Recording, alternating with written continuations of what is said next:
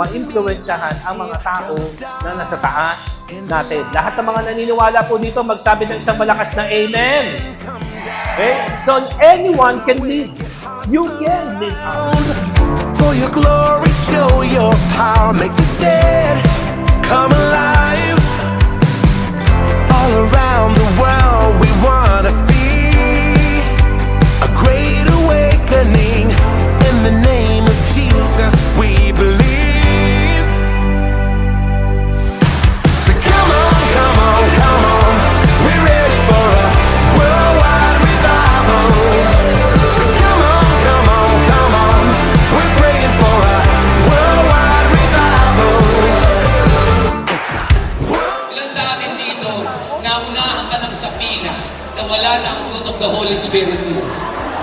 Ilan sa atin dito, naunahan lang sa ganito, na wala lang yung ganito, na wala ka na rin sa pagiging Kristiyano? worldwide revival. Let the saints rise up and the kings bow down. To the Holy One we lay our crowns. Come on, come on, come on, we're ready for a worldwide revival. Worldwide, worldwide, we're ready for a worldwide, worldwide. We're praying for a worldwide, worldwide. We're ready for a worldwide revival.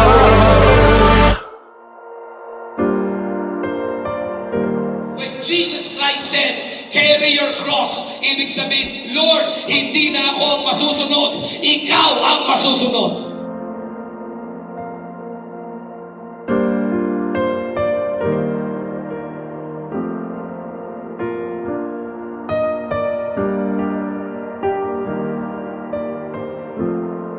I remember what you did for me. I remember how you bled for me. It was the greatest sacrifice that you gave up your life.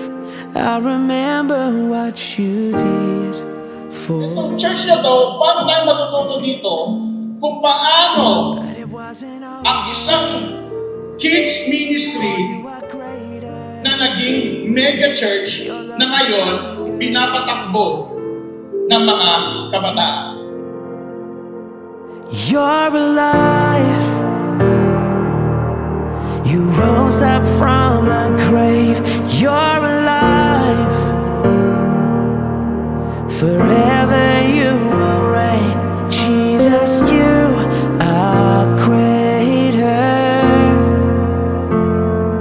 You are Christ, our Savior. Yung dalawang tanong na yan, parehong valid. All the pain you Pero kung ano ang bibigyan mo ng diin, ito magdidetermine ang future. how you Pag dinigin mo yung una, bakit ako? Bakit ako? Bakit ako? Mamumuhay ka for the rest of your life, all my biktima. sin and all my shame. Pero kung ang tanong mo, ang bibigyan mo ng diin, pangalawa, I remember Lord, ba't pa ako buhay? Ba't pa ako buhay? Ba't pa ako buhay? You will live a life of purpose. but it wasn't over. For you are greater, and your love is stronger. For you have the victory over the enemy. 'Cause Jesus, you're mighty.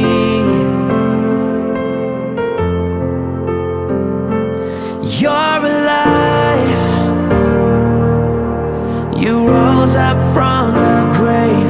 You're alive. Forever you will reign.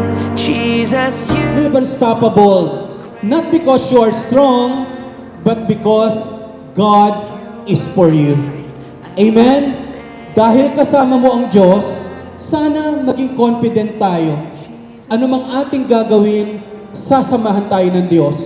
Tutulungan tayo ng ating Panginoon. You are Christ, our Savior, and you're alive.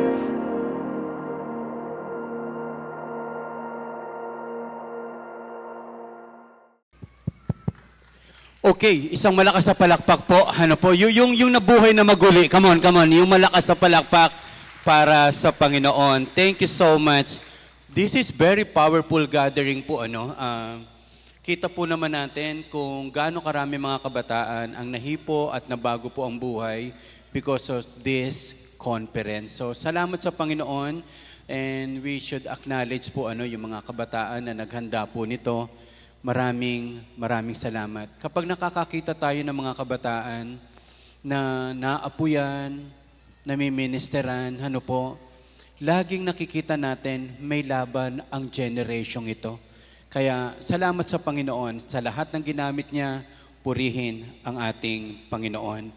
At the same time po, this coming Wednesday, do not forget po, ang ating April Fusion, with Tatay Rapi. So please, rally our network, our outreaches, our cell group. Lagi pong ang purpose nito is pag-aapuyan po. Okay? Question, ano na po yung pinakamagandang pangako po na natanggap ninyo? Hindi po regalo pangako pa lang. Ano na yung pinakamagandang regalong natanggap ninyo o pangako na natanggap ninyo sa inyong magulang, kaibigan, o even yung mga taong nagmamahal sa atin? Tingnan mo yung katabi mo, may pinangako ba sa iyo yan? Napakaganda po ng pangako. Ang ganda kasi ng pangako, alam nyo po yung kasunod niyan. Pag pinangakuan ka, definitely, aasa ka. Di po ba, kapag may nangako sa iyo, may nilulook forward ka lagi. Iyon ang kagandahan, Meron po bang nangako sa inyo sa taga-praise? Pag naging sikat siyang artista, hindi kanya kalilimutan, Pag ako yumaman, hindi kita makakalimutan. I don't know kung ano yung ipinangako na sa iyo. Nagkaroon niya ng magandang pag-asa sa puso natin, pero ang malungkot lang ay ito. Ang pangako pwedeng hindi matupad. Kasi ang tao, basta ang pangako galing sa tao, pwedeng hindi matupad. Basta ang pangako, bounded by circumstance, pwedeng hindi ito magkatotoo. Nakaka-relate po ba ang marami? Kapag ang pangako ay galing sa tao, pwede itong hindi magkatotoo. Dahil ang tao ay nababago, dahil ang sitwasyon ay nababago. Pero ito ang kagandahan. Kahit nga po ang pinaka-nagmamahal na magulang ay pwedeng makapangako ng mga bagay na hindi nila matupad, even ang asawa natin pwedeng mangako ng isang bagay na totoo namang napaganda, sincere sila, pero may tendency, pwedeng hindi matupad. Kahit po ang inyong pastor, marami po akong pwedeng sabihin, bilangin nyo na po ilan yung hindi nagkatotoo. Pero sa biyaya ng ating Panginoon, umaasa tayo, hindi tayo titigil pa rin, especially manghawakan sa pangako ng ating Panginoon. Can I hear amen? Pero merong isang pangako na hindi magbabago, hindi mayayanig, at pangwalang hanggan. And this is the promise of resurrection. And the promise of resurrection is the greatest promise. Walang makakagalaw niyan. Walang makapagpapabago niyan. Walang pwedeng makapagpaiba niyan. The greatest promise of resurrection. Kaya regardless of our pain, regardless of our chaotic government, hindi kayang baguhin ang promise ni Jesus sa resurrection. And because He lives, our lives will never be the same again. Father God, in Jesus' name, ipakita niyo po sa puso ng bawat isa sa amin na ang iyong mga pangako ay totoo, lalo na itong resurrection, O Diyos, na kung paanong ginapi mo ang kamatayan, na kung paanong ikaw ay nabuhay na maguli, kung paanong ikaw ay umalis doon sa tomb o sa libingan, walang lugar na hindi namin kayang alisan, O God. Gaano man ito kabigat, gaano man ito katindi, O Diyos, there will always be a promise of resurrection, O God, na babaguhin mo ang lahat ng bagay, Panginoon. So, thank you so much, Holy Spirit. Umaasa kami sa iyo. Tutulungan mo kami. Maunawaan namin ito at pangahawakan namin ang pangakong galing sa iyo. In Jesus' name, amen at amen. Malakas na palakpak muli para sa Panginoon. Basahin lang natin itong 1 Corinthians chapter 15. This chapter is all about the resurrection of our Lord Jesus Christ. Iyan ang sinasabi ni Paul, kaya nga kabisado natin yung 58 o 57, kahit magsimula na tayo sa 57, that thanks be to God who gives all the victory. Pagkatapos sinabi, mga kapatid, huwag kayong magpakasipag kayo sa paggawain sa Panginoon, huwag kayong matitinag, yamang alam nyo na hindi nasasayang ang inyong pagpapagal sa Lord. Dahil buhay ang Diyos na pinaglilingkuran natin, walang masasayang na ginawa natin para sa Diyos. But in fact, Christ has been raised from the dead, the first fruit of those who have fallen asleep. For us by a man came death, by a man has come also the resurrection of the dead. The last enemy to be destroyed is death. Itinuring ni Paul na ang death, enemy. Bunga kasi ng kasalanan ang kamatayan. Kung hindi tayo nagkasala, walang kamatayan. Kung hindi tayo nagkasala, walang impyerno. Kung hindi tayo nagkasala, walang karamdaman, walang kaguluhan. Kaya grabing itinuturo talaga ni Paul. Our last enemy is death. Name it all of your phobias. Lahat ng iyong kinatatakutan, ang dulo ay death. Pag ang death hindi mo na kinatatakutan, ano pa ang pwedeng magpahinto sa atin? Kaya kinonquer ni God itong kinatatakutan nating kamatayan. Kinonquer ni Jesus Christ itong death na wala pong makagapi. Kasi marami namang namatay hindi naman ho sila nabuhay. At ito po, may mga namatay, nabuhay, at namatay uli. Ano po? Pero si Jesus Christ, hindi niya po in-escape ang death. Hindi niya natakasan. Tinalo niya. Tinalo niya ang kamatayan para sa atin. And then sabi po dito, Jesus said to her, I am the resurrection and the life. Whoever believes in me, though he die, yet shall he live. So ito po yung ito po yung namatay po si Lazarus at sinabi niya po kila Mary, kay Martha, I am the resurrection and the life. Ako ang muling pagkabuhay tang buhay. Sino mang nananalig sa akin, kahit mamatay, ay muling mabubuhay. Maraming pagkakataon na sabi na rin natin po ito, that the greatest promise of God is not answered prayer. The greatest promise of God is not fulfilling dreams. Hindi po yun. Magkabahay, hindi po yun. The greatest promise is resurrection. Na anuman ang mangyari sa buhay natin, sigurado tayong may buhay na walang hanggan at tayo po nananalig sa Panginoon. Mula nung manalig ka, may buhay na walang hanggan ka na. At even dumating ang kamatayan, magpapatuloy ang buhay. Pag-aralan lang natin, mabilis lang. Why the resurrection of Jesus Christ is our greatest promise? Number one, because the resurrection conquers our greatest enemy, which is death. Which is death. Iyan ang pinaka-kinatatakutan po natin lahat, ang kamatayan. Kaya kapag dumating ang pagkakataon na tayo ay nagkasakit, nagka-cancer, nagka-leukemia, nagka-tumor, tapos lahat ang concern natin sa buhay, ang focus na natin ngayon, paano makakasurvive? Yan po yung pinakamatindi nating kalaban. Pinakamatindi nating kinatatakutan, itong death. At hindi rin po ako nagtataka, kahit ang mga Kristiyanong alam nila na may buhay na walang hanggan sila, gustong-gusto ang langit, takot pa rin pong mamatay. Kaya sana, tinan niyo po, ang ganda-ganda ng langit, tanungin mo, sino ang gusto nang pumunta?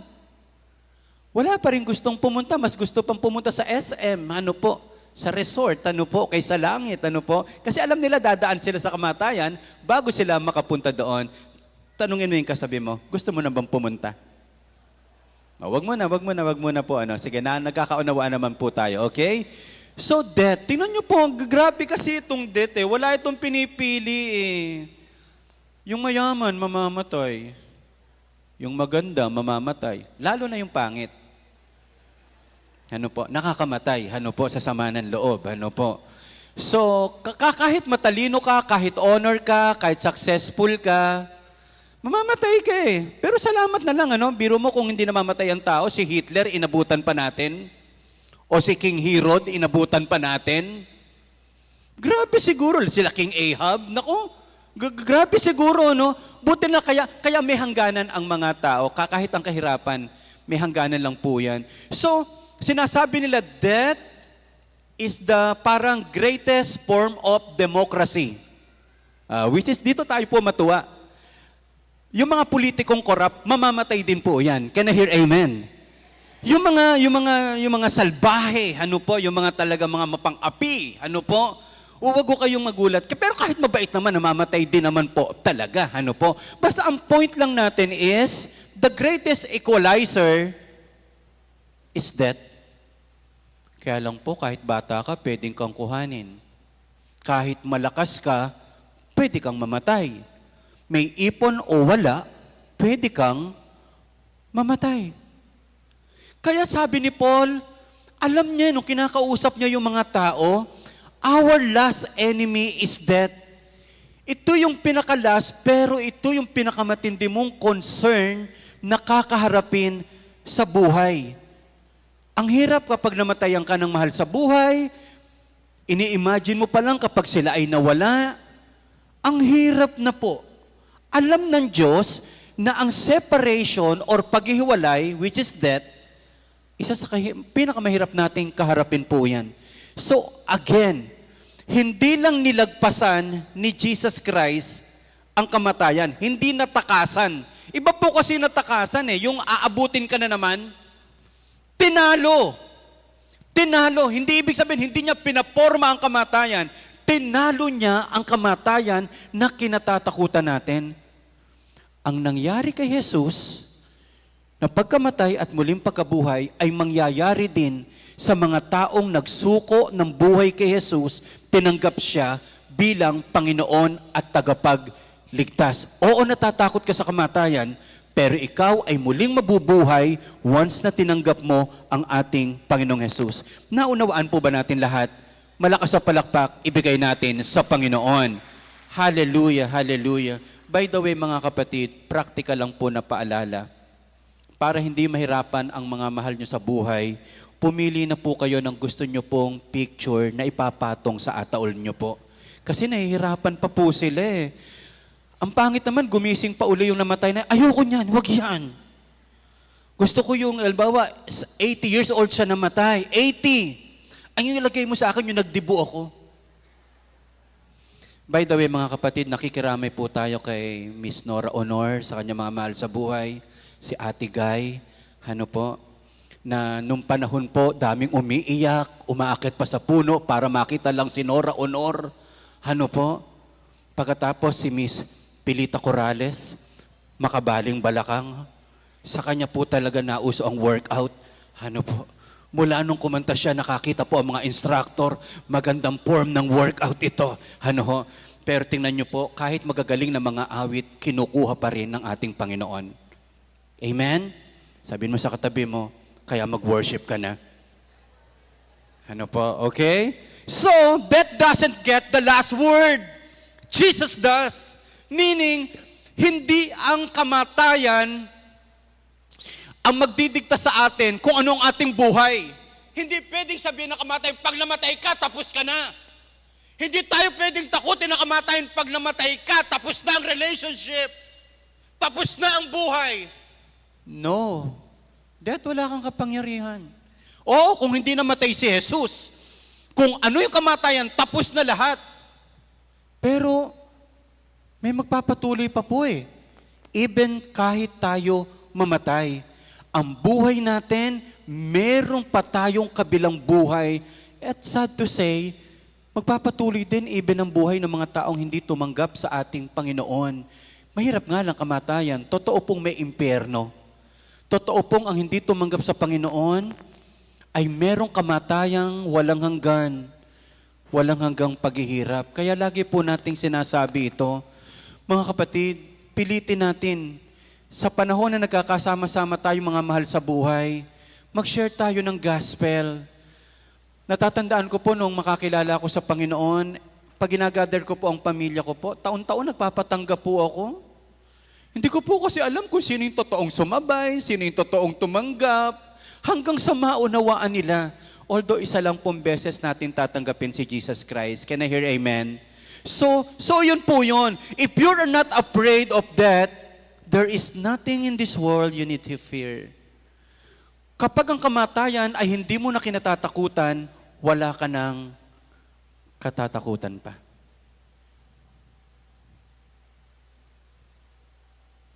Minsan niya lang ho, kahit pagpa-check up lang, nakakatakot, po. Kasi baka may makita ang doktor. Huwag ka na lang magpakita sa doktor para walang makita po. Kaya nga humahanga po ako dito sa mga may regular check-up, po. So nilalanggam na yung ihi. Hindi, sweet lang ako, hindi ako diabetic, po. Nahihilo ako, hindi mataas ang presyon ko, puyat lang ako kagabi. So mga kapatid, it's about time. Sana dumating ang pagkakataon sa buhay natin, Lord, sana kuhanin mo na ako. Hindi dahil nahihirapan ka. Hindi dahil ayaw mo nang nakikita mo. Lord, kuhanin mo na ako kasi sobrang excited ako to meet you. Ikaw yung aking tagapagligtas. Ikaw yung aking Panginoon. Sobrang nakita ko na iba ang buhay na naglilingkod sa Panginoon. Maraming salamat sa Diyos. Sana dumating ang pagkakataon, hindi tayo takot mawalay sa ating mga anak at mahal sa buhay, sapagkat meron tayong pananampalataya, kayang-kayang alagaan ng Diyos ang mga bagay na ipinagkatiwala po natin sa Kanya. Amen ho ba tayo doon? Darating tayo doon, magkakaroon tayo ng matibay na pananampalataya na even ang kamatayan, wala tayong katatakutan. Malakas na palakpak muli para sa Lord. Hallelujah! So number 2 is, the resurrection secures our eternal future. Ang pagkabuhay na maguli ng ating Panginoong Hesus ay nagbibigay katiyakan na tayo ay may siguradong bukas. Pag tinanggap mo si Jesus Christ, halimbawa ngayong araw na ito, tinanggap mo si Jesus Christ, ngayon pa lang po, may buhay na walang hanggan ka na. Hindi po ibig sabihin, pag namatay ka pa lang, doon ka na magkakabuhay na walang hanggan. Hindi po, ngayon pa lang. O yes, darating ang kamatayan, pero dire-diretso ang buhay na walang hanggan. Ito po ang kagandahan po sa atin bilang mga manampalataya. Regardless kung anong sitwasyon mo sa buhay, hindi hinihintay ng Diyos na ikaw, yumaman, tumalino, para Kanya bigyan ng buhay na walang hanggan. Ngayon pa lang po, pagiging mababa ng puso, Panginoon Hesus, kailangan kita, tulungan mo ako, tinatanggap kita sa aking puso bilang Panginoon tagapagligtas. Amen? So, ito yung sinabi ko sa inyo kanina, nothing can touch the promise of eternal life through Jesus Christ. Ano po yung ibig sabihin ng nothing can touch? Tingnan mo kasi, ang pera natin, nagagalaw ng inflation. Tama? Yung pagtaas ng bilihin, naapektuhan yung pananalapi natin. Pag tayo po nagkaroon ng karamdaman, nagagalaw ang kalusugan natin. Pag tayo po nagkaproblema, nagagalaw ang ating kapayapaan.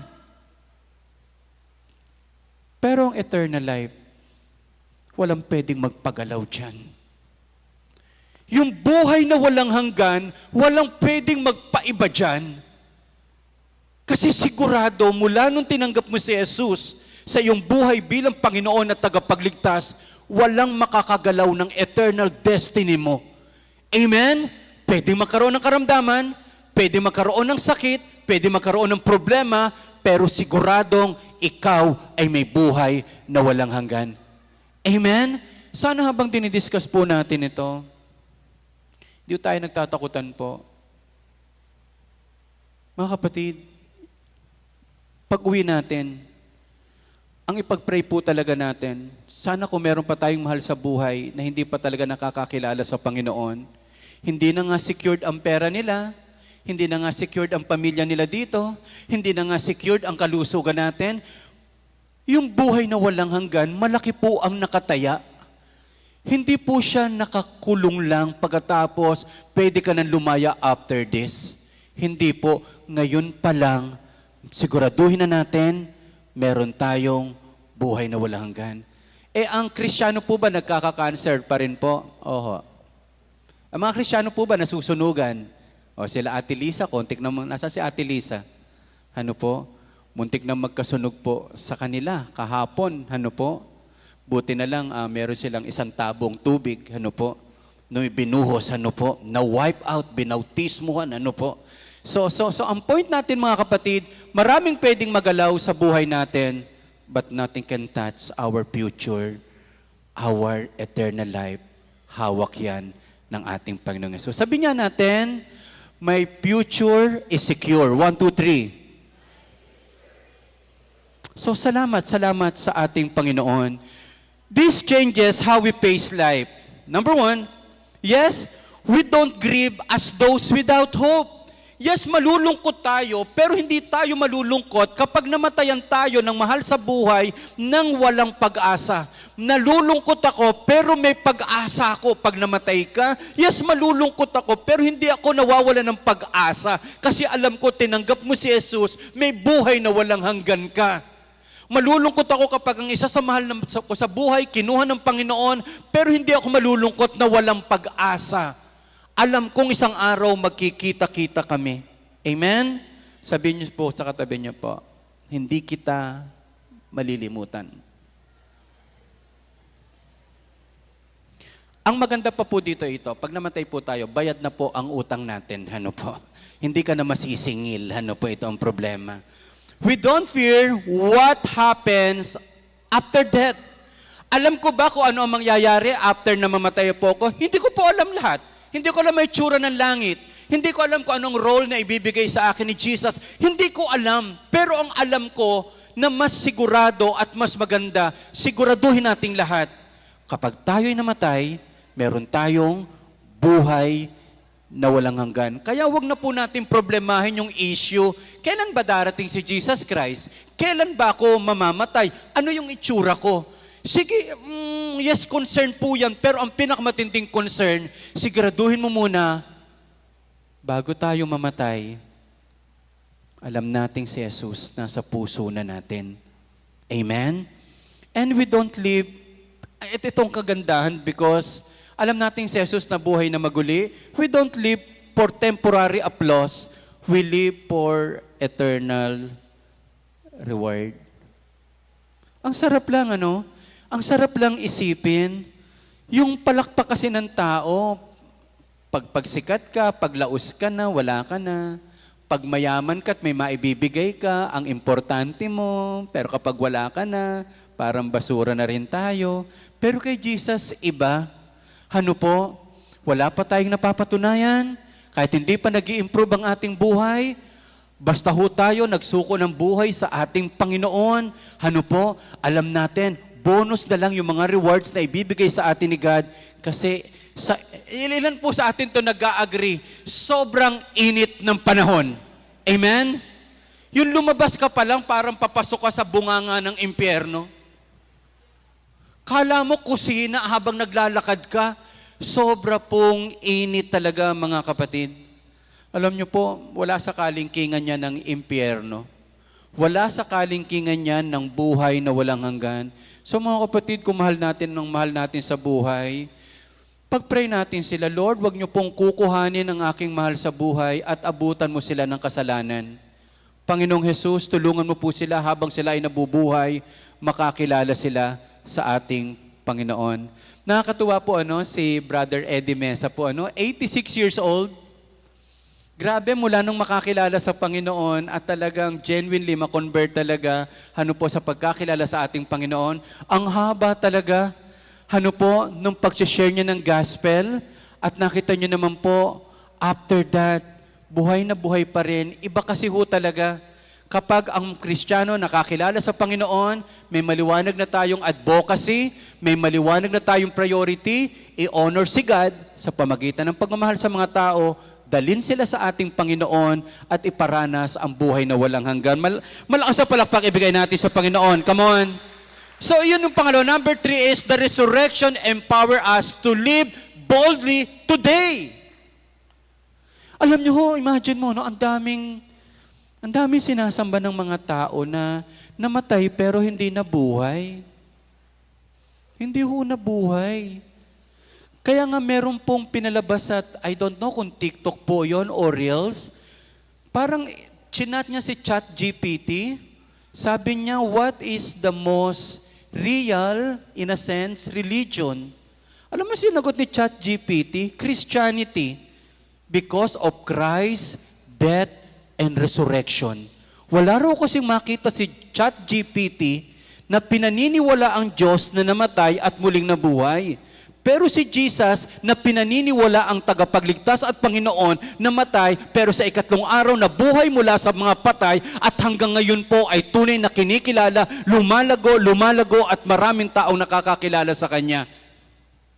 Can we say amen? So, we can live boldly today. Bakit? Challenge is real. Mga karamdaman is real. Maraming totoong pa rin karanasan sa buhay natin. Pero we can boldly. Alam natin because Jesus is alive. Because of Christ's resurrection, we can live differently. We are not just survivors. We are overcomers. Can we say overcomers? So, hindi lang gusto ni God makasurvive ka sa kahirapan, makasurvive ka sa bawat araw. Hindi po. Kung iyon lang po, hindi po yun ang kinonquer ni Jesus eh.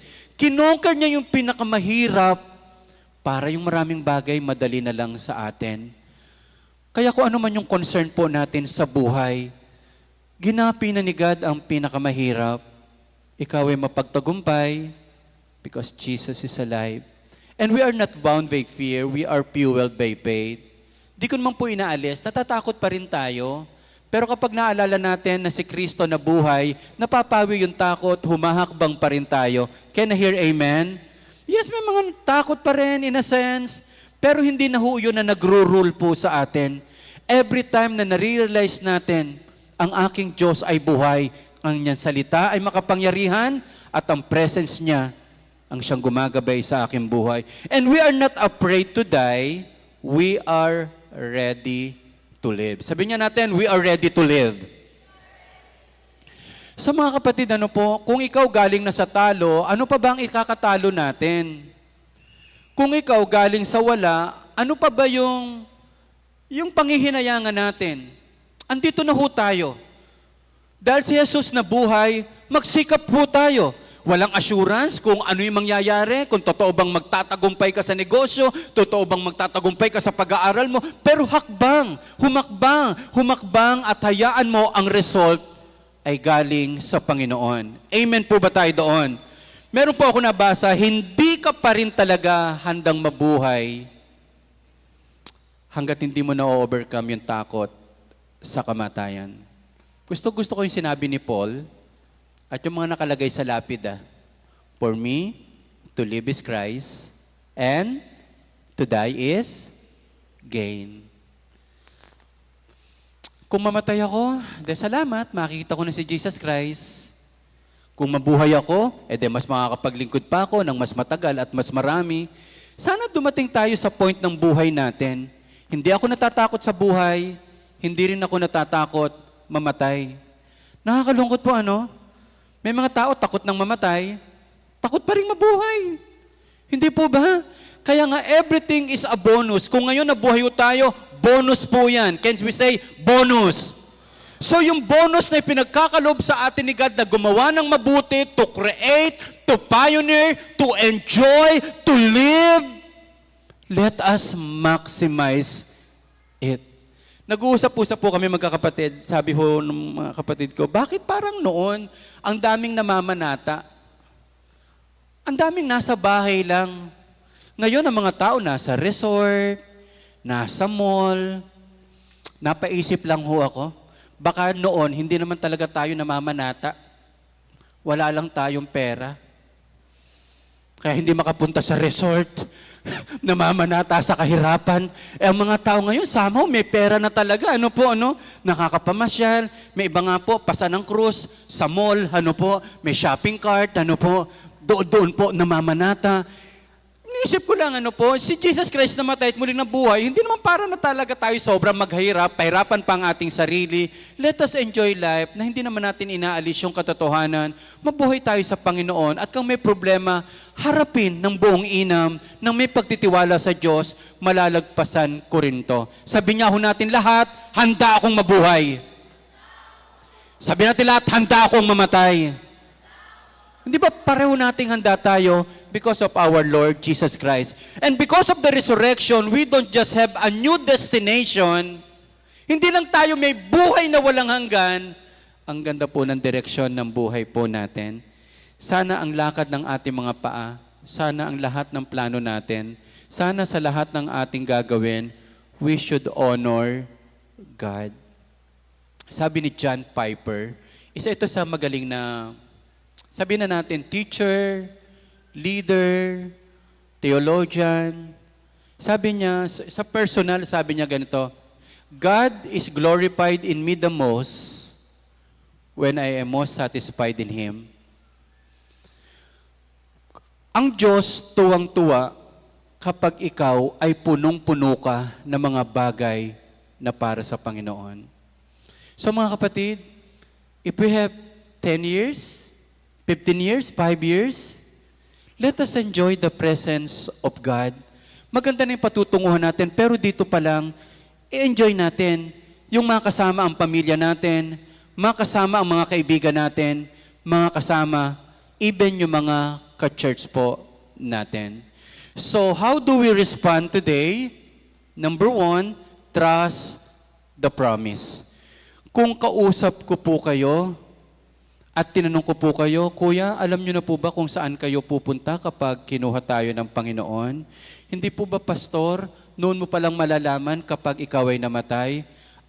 Kung ganun po ang paniniwala natin, malaki po ang problema natin.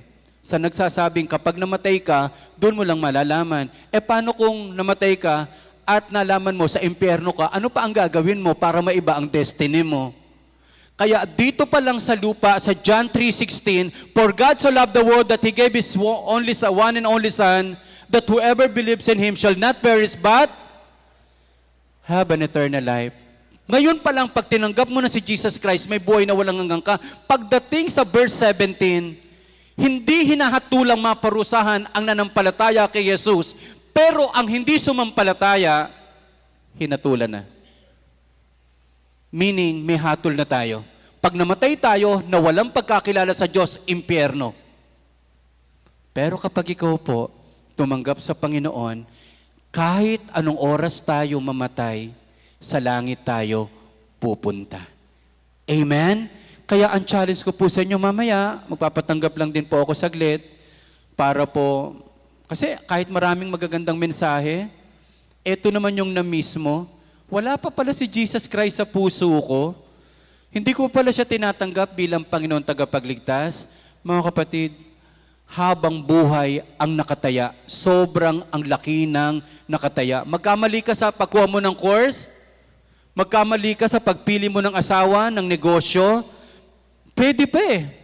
Pero kapag nagkamali ka ng pagpili kay Jesus, eternity ang nakataya. Number 2, tingnan natin to. Live with eternal perspective. Live with eternal perspective.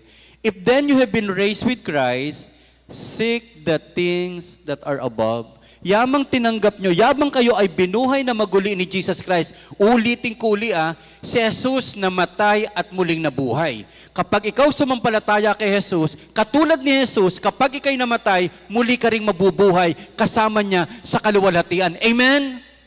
Kaya nga po kung si Jesus Christ namatay at himulin din na buhay, wala hong sense ang faith natin. Walang kabuluhan ang faith natin. Katulad din po ito ng lahat ng religion na merong namatay na leader, pero hindi nabuhay.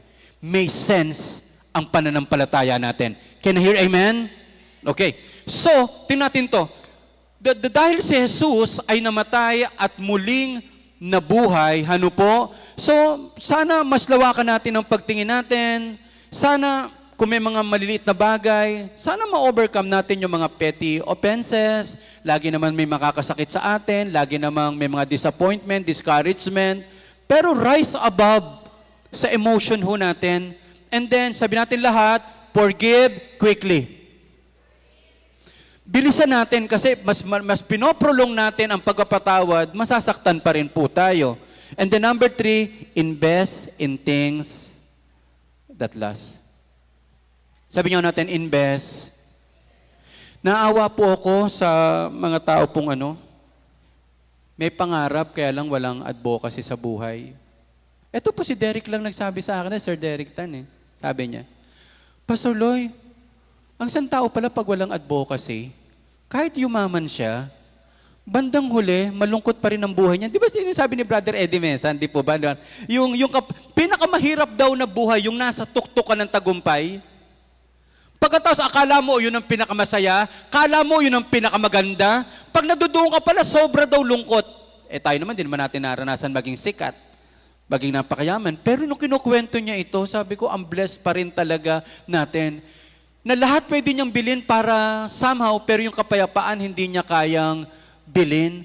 So alam niyo po, ang isang tao kapag yumaman lang, ang gusto niya sumikat lang, at wala siyang mabuting gustong gawin sa buhay, totoo po ito.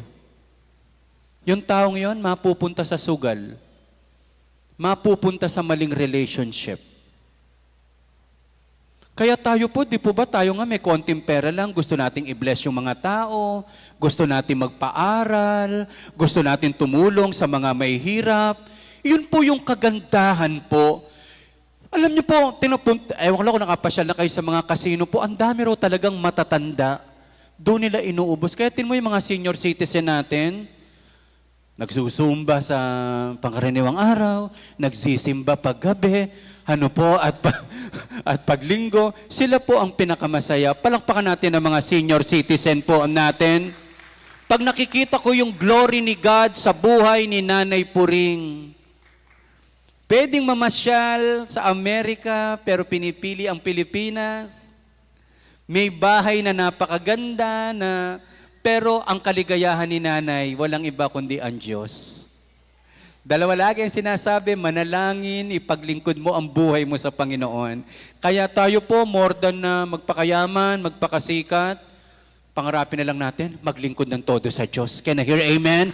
Walang talo kapag ipinaglingkod mo ng todo ang buhay mo sa Panginoon. Ang maraming tao, pag nawawalan, sana ibinigay ko na lang sa church.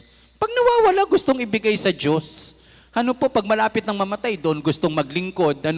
Kaya kayo mga kabataan, ang papalad nyo po, maglingkod na agad kayo sa ating Panginoon. And then, how do we respond today? Number 3, share the hope. Sige nga, James, anak, I want to end with this. Then, praise and worship. I-declare lang natin mamaya, may Redeemer lives. My Redeemer lives. Share the hope. If our hope in Christ is for this life alone, we are to be fitted more than all men. Kung ang pag-aasa lang natin kay Jesus ay para lang sa buhay na ito, tayo na ang pinakakawawa. Meaning, hindi tayo nananampalataya dahil payayamanin tayo ng Diyos sa mundong ito. Hindi tayo nananampalataya dahil pagagandahin lang ng Diyos ang buhay natin sa mundong ito. Hindi po yun because of eternity. May buhay. Regardless kung gaano ka nasaktan, there is life. Regardless kung ano yung naging buhay po natin, maaring hindi man naabot mo yung mga pangarap mo, may buhay pagkatapos ng kamatayan. Tayo po tayong lahat. Thank you, Jesus. The greatest fear in life is death. Universal. Lahat ng taong nabubuhay saan mang panig ng mundo, pag pinag-usapan ang kamatayan, lagi kang natatakot. Dahil alam natin, meron naghihintay pa. The greatest enemy is sin. Hanggang ngayon, lumalaban pa rin tayo sa kasalanan. Kung pwede lang sanang murahin ang kasalanan, pag minura mo, mawawala na kundi, lalo ka malulublob Ang battle pa rin natin, kasalanan. Ang pinakamatindi nating pain, separation, ang sakit mawala ng mahal sa buhay. Ang sakit mawala ng kaibigan. Masakit. Death, sin, separation. Pero lahat yan, tinalo ni Jesus. Tinalo ni Jesus yan, hindi para sa Kanya, kundi para sa atin. And let me clarify this, namatay si Jesus at muling nabuhay, hindi po para sa Kanya. Dahil hindi mo kaya, dahil hindi natin kayang talunin ang kamatayan, tinalo ni Jesus ang kamatayan para sa atin. Dahil hindi natin kayang talunin ang sin, tinalo niya yung sin para sa iyo at sa akin. Dahil alam mo, ang pinakamalungkot na bahagi ng buhay mo ay paghihiwalay. May pangako ang Diyos na hindi ka na mawawalay kailanman. Sabihin natin po, resurrection. Kung yung lugar na kinatatayuan ko ngayon, ito ang empty tomb, hindi lang death yung naririto. Hindi lang gusto nating makawala sa takot ng kamatayan. Sa lugar din ito, narito yung pain na gusto mong makawala. Narito rin yung lugar ng depression na gusto mo makalaya at makatakas. Para kang nasa libingan na hindi mo kayang makawala, lalo na yung kasalanan. Ito yung empty tomb na pinuntahan ng ating Panginoong Jesus. Dito siya namatay. The only door, the only way out para makatakas tayo sa takot ng kamatayan, ng pain, ng depression, emotional pain, discouragement, and disappointment. Kaya nung mabuhay ang ating Panginoong Jesus, hindi niya lang po natakasan, tinalo niya, ginapi niya. Kung si Jesus nakawala at nabuhay na maguli po mula sa libingan, mga kapatid, naniniwala tayo, kung yung death tinalo ni Jesus, gaano pa yung lungkot mo? Kung tinalo ni Jesus ang kamatayan, gaano na yung munting sakit na nararamdaman mo? Kung si Jesus Christ namatay at muling nabuhay at tuloy na naghahari, kasino pa yung konting pag-aagam-agam at pag-aalala natin? If Jesus conquered death, what cannot He do in your life? Pangarap pa ba ng ang hindi kayang tuparin ng Diyos sa iyong buhay? Magandang pagsasama, He can give it to you. And let me tell you this, and let me end with this. Jesus defeated death so you could truly live. Ang hirap-hirap kasi mabuhay, andun pa rin yung lungkot, andun pa rin yung takot, andun pa rin yung mga disappointment sa buhay. Kaya minsan marami sa atin humihinga lang, pero hindi ka totoong nabubuhay. Ako ang panalangin ko po lahat sa atin, sana makangiti ka ng pinakasagad ng ngiti mo sa iyong buhay. Sana dumating ang pagkakataon yung makatawa ka muli na sasabihin mo, "Thank you, Jesus, I'm alive!" Sabihin nyo natin, "Thank you, Jesus, I'm alive!" Maraming tao buhay pero patay. Mukha kang patay. Mukha kang nasa libingan. Mukha kang talo. Mukha kang sira. At yan ang gusto ng demonyo. Huwag kang mabuhay. Gusto niya nakaburol ka na buhay.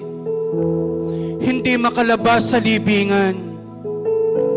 Kaya mamaya ide-declare natin, "Thank you, Jesus. Because of your resurrection, I'm alive." Buhay po ako. Hindi yung sama ng loob, hindi yung takot sa kamatayan ang naghahari sa akin. Tigit nga ho tayong lahat. Sino po rito yung kapag kinuha ka ng Panginoon, alam mo, langit ang iyong pupuntahan. Your destination is heaven. Siguraduhin niyo po Hindi ho totoo yung kapag namatay ka, doon ka pa lang. Hindi ho, ngayon pa lang, may buhay na walang hanggan ang taong tumanggap kay Jesus bilang Panginoon tagapagligtas kasi naunawaan niya, si Jesus ay namatay para sa akin, si Jesus ay nabuhay para sa akin. At kailanman ay wala na siya sa krus dahil nabubuhay na siya. Dahil siya po ay hindi ginapi ng kamatayan, nabubuhay siya. At kapag ako ay namatay, muli akong mabubuhay.